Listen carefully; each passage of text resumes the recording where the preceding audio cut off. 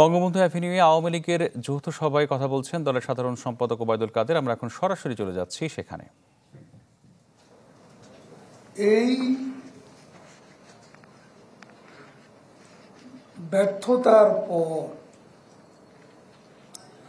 BNP আবারও দেশে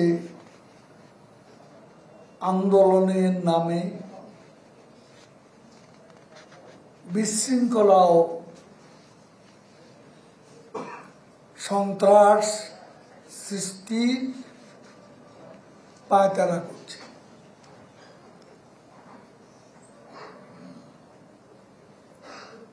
আজকে অনেকেই বলেন যে আমরা পাল্টাপাল্টি সমাবেশ করছি। আমরা কিন্তু আজকে কোনো সমাবেশ করিনি। আর সমাবেশ আমরা করব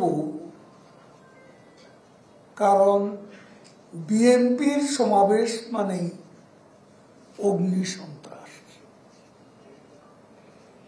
বিএনপির সমাবেশ মানে বিশৃঙ্খলা, বিএনপি সমাবেশ মানে রক্তপাত। কাজেই বিএনপি কাছে গোটা রাজধানীকে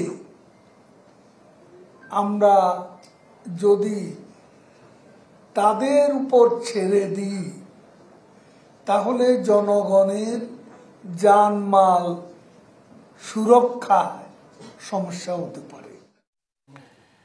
আমরা ছিলাম আওয়ামী লীগের কেন্দ্রীয় কার্যালয়ে, সেখানে সাংবাদিকদের সাথে কথা বলছিলেন দলটির সাধারণ সম্পাদক ওবায়দুল কাদের।